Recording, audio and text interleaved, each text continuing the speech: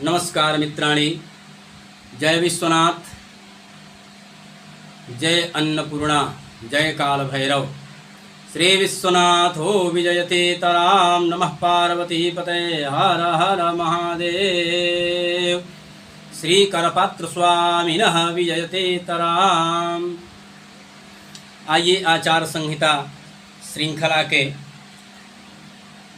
इस चरण में हम जानेंगे कि किस समय क्या करें। वैसे दिन के 3 भाग हैं, प्रातः, मध्याह्न और सायंकाल। तो हम इसी पर कुछ जानेंगे, क्योंकि मतयो यत्र गच्छन्ति तत्र गच्छन्ति वानराः, शास्त्राणि यत्र गच्छन्ति तत्र गच्छन्ति ते नराः। जहाँ जहाँ मन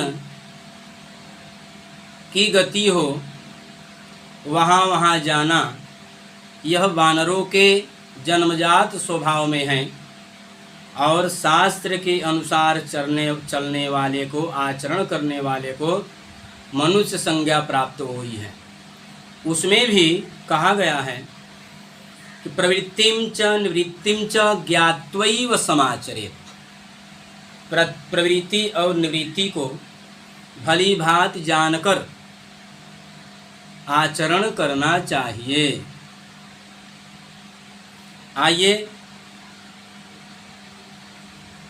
समय के, काल के कर्मों को जानते हैं।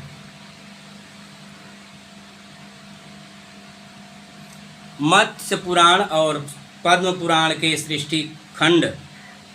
मत्स्य पुराण में 22, 82, 83 और पद्म पुराण के सृष्टि खंड में 11, 83 और 84। यह कहते हैं, काल का विभाग करके बताते हैं कि प्रातः कालो मुहूर्तास्त्रीन संगवास्तावदेवतो मध्याह्नस्त्री मुहूर्त स्यात् अपराह्नस्ततः परम सायं त्रिमुहूर्तः स्यात् श्राद्धं तत्र न कारयेत् राक्षसी नाम सावेला गर्हिता सर्वकर्मसु। ये दिन के समयों का विभाग करके बताते हैं कि प्रातः काल जो है सूर्योदय से सूर्यास्त तक के काल का विभाग करते हैं। सूर्योदय से 2 घटी, 2 घटी अर्थात आधुनिक समय काल के अनुसार 48 मिनट का एक मुहूर्त होता है। इस प्रकार 3 मुहूर्त का जो प्रहर बताए गए हैं, 3 पहर का जो काल बताए गए हैं, उसमें सूर्योदय से 3 मुहूर्त तक प्रातः काल, इसके बाद 3 मुहूर्त का संगव काल, इसके बाद के 3 मुहूर्त का मध्याह्न काल, इसके बाद 3 मुहूर्त जो हैं अपराह्न काल हैं, और उसके बाद के 3 मुहूर्त अर्थात अपराह्न काल के बाद के 3 मुहूर्त सूर्यास्त तक, ये सायंकाल कहलाते हैं। ऐसे इनको संज्ञा प्राप्त हैं। तो मनुष्य को चाहिए कि वे प्रातः काल वाले मुहूर्त में स्नान आदि से शुद्ध हुए देवता संबंधी कार्य करें। इसके बाद मध्याह्न काल के समयों में, मध्याह्न काल के मुहूर्तों में मनुष्य संबंधी कार्य करें। मनुष्य संबंधी कृतियों में अतिथि यज्ञ आदि, भूत जो यज्ञ हैं, भूत यज्ञ 5 महायज्ञों में जो वर्णित हैं, भूत यज्ञ करें। अपराह्न काल में पितृ संबंधी कार्य करें। और सायंकाल जो है वह सायंकाल असुरों को प्राप्त हैं, उसमें कोई कर्म करें तो वह राक्षसों को प्राप्त हो जाता है। जैसे दान हो, जप तप हो, इस प्रकार का कर्म न करें, प्रातः काल श्राद्ध करें और अपराह्न काल में देव पूजा संबंधी कार्य करें। इस तरह अकाले कार्य, अकाले कृतानि सर्व कार्याणि राक्षसानि गृह्णन्ति च, अकाल में किए हुए कार्य को, असमय में किए हुए कार्य को राक्षस ग्रहण कर लेते हैं। इसलिए जिस समय को शास्त्र बताते हैं, जिस समय में करने के लिए, उस समय उसी कार्य को करें।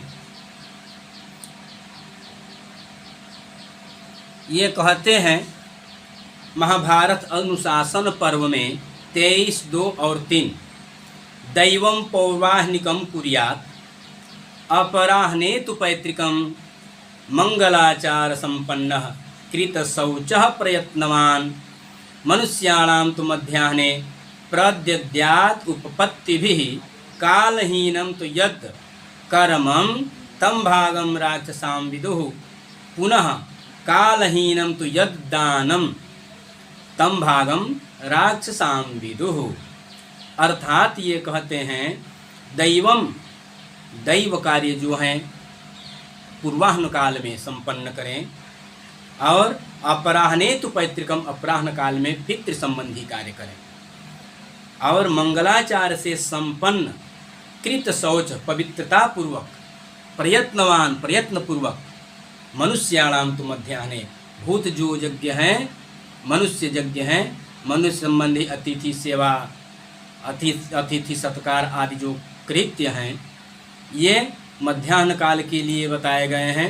भूत यज्ञ में सब वर्णित हैं, पिपीलिका, गो, श्वान आदि जो बलि या ग्रास जो बताए गए हैं, ये मध्याह्न काल के लिए हैं। कालहीनम तु यत् कर्म, अकाल में जो किया गया कार्य है। कालहीनम तो यद दानम, कालहीन असमय में किया हुआ दान, तम भागम राक्षसां विदुः, किए हुए कर्म के पुण्य, दान के पुण्य फल को राक्षस ग्रहण कर लेते हैं।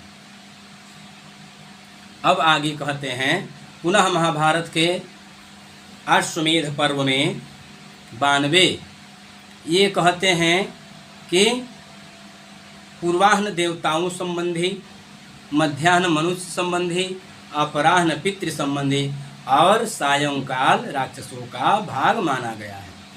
अतः दैवं पूर्वाह्निकं देयं पैतृकं चापराह्निकं कालहीनं तयद्दानं तद्दानं राक्षसं विदुः। महाभारत अश्वमेध पर्व। अब कहते हैं इन कृत्यों को उसी समय संपन्न करें।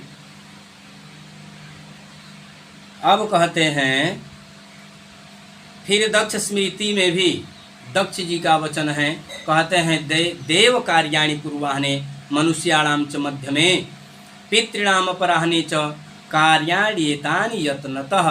ये जो कार्य हैं, जो समय बताए गए हैं और समय के कृत्य जो बताए गए हैं, यत्नतः, यत्न पूर्वक उसी समय करना चाहिए। दैव कार्याणि पूर्वाह्ने मनुष्याणाम च मध्यमे, मध्याह्न काल मनुष्य यज्ञ, पितृणाम अपराह्ने च, पितृ संबंधी कार्य अपराह्न के लिए भी दक्ष जी कहते हैं।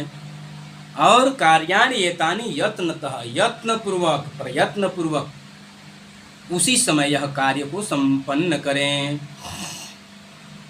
इसके बाद पौर्वाह्निकम तु यत् कर्म यदि तत्सायमाचरेत् न तस्य फलमाप्नोति बंध्या स्त्री मैथुनम यथा।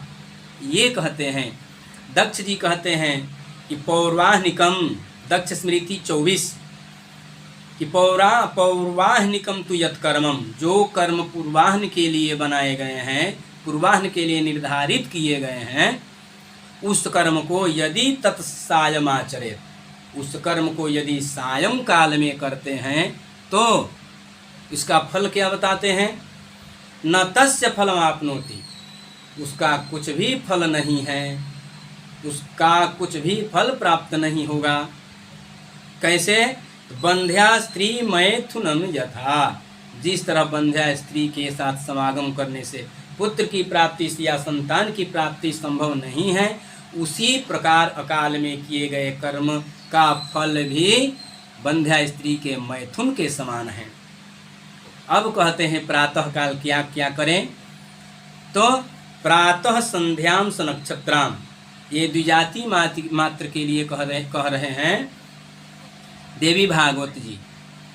देवी भागवत जी में 11, 16, 2 और 3 ये कहते हैं प्रातः संध्याम स नक्षत्राम, प्रातः काल की संध्या। नक्षत्र यहाँ तारा से ग्रहण किए गए हैं। नक्षत्र का मतलब तारा ही होता है, तारागण। तो तारा के जब तक दिखें, तारा दिख रहे हो तो प्रातः काल की संध्या करें। मध्याह्न काल की संध्या कब करें? तो मध्य भास्करम, जब बीच आकाश के मध्य में सूर्य हो। ससूर्या पश्चिमाम संध्या, और सायं काल की जो संध्या है वह सूर्य के साथ करें। तीसरा संध्या उपासते, ये द्विजातियों के लिए तीनों संध्या उपास्य हैं, अवश्य में वो कर्तव्य हैं। तो इसके बाद क्या करें? कह रहे हैं मनु जी कह रहे हैं मनुस्मृति में 4:152 मैत्रम प्रसाधनम स्नानम दंतधावनमंजनम पूर्वाह्न एव कुर्वीत दैवतानां च पूजनम। मैतरम, यहाँ जो कह रहे हैं मनु जी, मलमूत्र का त्याग, दातून, स्नान, श्रृंगार, बाल संवारना, केस मज्जन, अंजन लगाना, दर्पण में मुंह देखना और देवताओं का पूजन, ये सब जो कार्य हैं यह पूर्वाह्न भाग के कार्य हैं। जैसा कि श्लोक में हमने बताया। पुनः महाभारत में अनुशासन पर्व में 104 और 23 में कहते हैं प्रसाधनम च केशानाम मंजनम दंतधावनम पूर्वाह्न एव कार्याणि दैवतानां च पूजनम। ये महाभारत के भी वचन में वही कह रहे हैं कि प्रसाधनम, शौच आदि स्नान आदि जो है प्रसाधन है। केशानाम अंजनम, केश रंजन, केश मंजन, केश मज्जन, अंजन, दंत धावन, ये सब पूर्वाह्न के कार्य हैं। इसको पूर्वाह्न में संपादन करें। पुनः ब्रह्म पुराण में भी यही वचन आया है, केश प्रसाधनादर्श दंत धावन मंजनम पूर्वाह्न एव कार्याणि दैवतानां च तर्पणम। ये कुछ एक कार्य को अधिक बता रहे हैं जो कि वह भी अवश्य करणीय है। इसमें कहते हैं केश प्रसाधन, दर्पण देखना, दंत धावन, अंजन मंजन आदि जो हैं ये पूर्वाह्न के कार्य हैं। और देवतानां च तर्पणम, देवतानाम, देवताओं का तर्पण। देवता तर्पण से मतलब है देवताओं को तुष्ट करना, पुष्ट करना, संतुष्ट करना, अर्थात देवाराधन जो है यह पूर्वाह्न काल के हैं। पुनः स्कंद पुराण में भी माहेश्वर खंड में कहते हैं आदर्श दर्शनम दंत धावनम केश साधनम देवार्चनम च पूर्वाह्ने कार्याण्याहु महर्षयः। महर्षियों का कहना है कि आदर्श दर्शनम, दर्पण देखना, दंत धावन, केश साधन, केश को अलंकारित करना, देवार्चन, देवताओं का पूजा करना, ये जो कार्य हैं यह पूर्वाह्न के कार्य हैं। अब आगे कहते हैं क्या न करें, किस समय क्या न करें। तो कहते हैं कि दोनों संध्याओं तथा मध्याह्न के समय, दोनों संध्याओं में मध्याह्न का समय शयन, अध्ययन, स्नान, उबटन लगाना, भोजन करना और यात्रा करना, ये सब निषेध कहे गए हैं।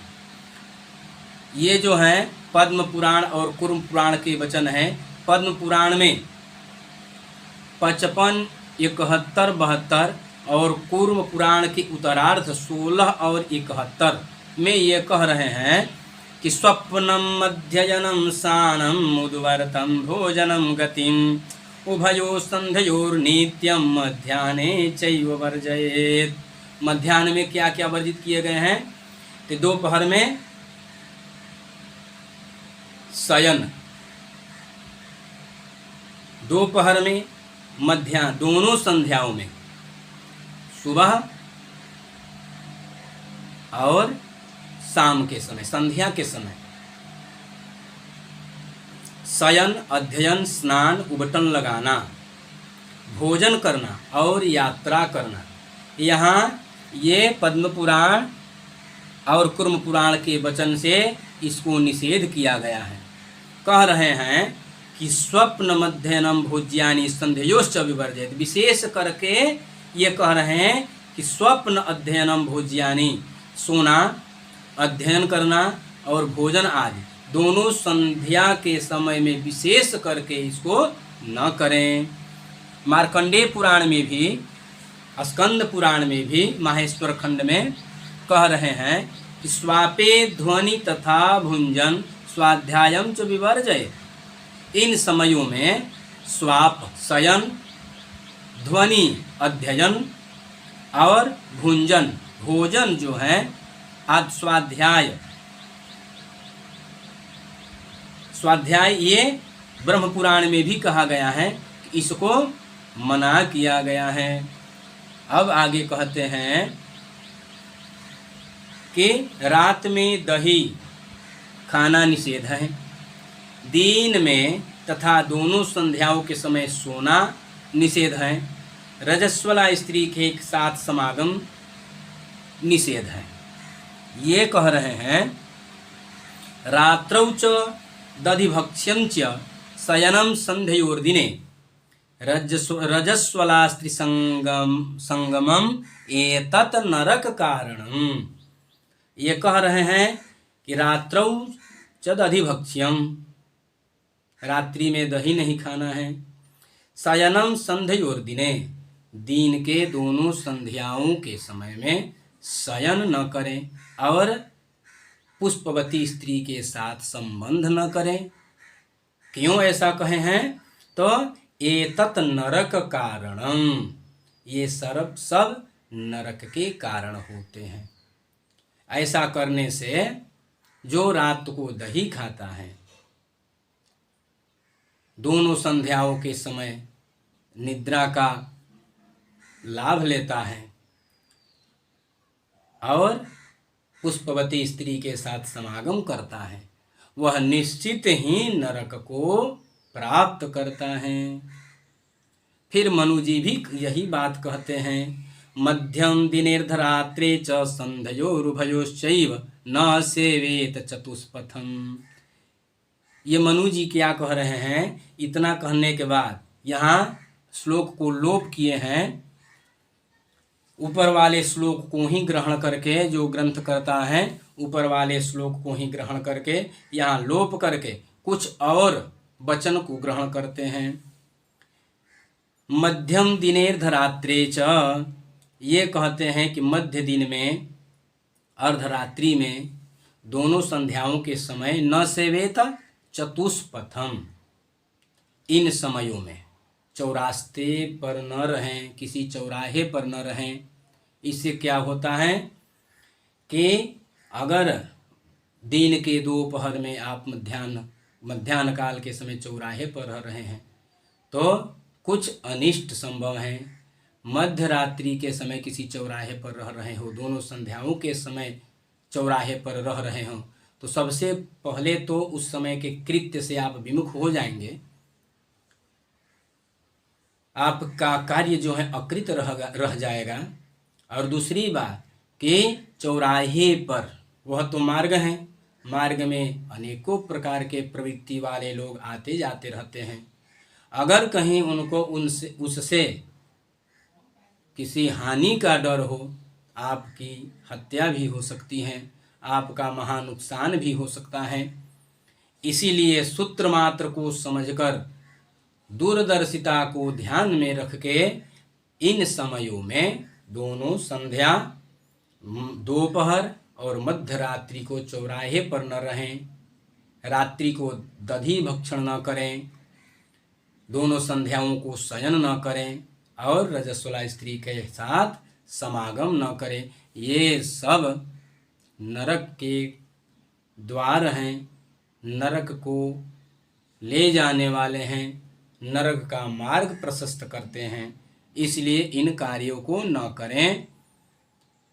और आगे भी इस ग्रंथ में जो भी वर्णित हैं शनैः शनैः आपको प्रस्तुत करेंगे। जैसी हमारी मति होगी, जैसी बुद्धि विवेक होगा, उस तरह से आपके लिए प्रस्तुत किए जाएंगे। और इससे हमारा भी कल्याण है, हमारा धर्म भी है, और हमें भी आचरण करने के लिए ये सब सूत्र प्रेरित करते हैं। नमस्कार। हर हर महादेव।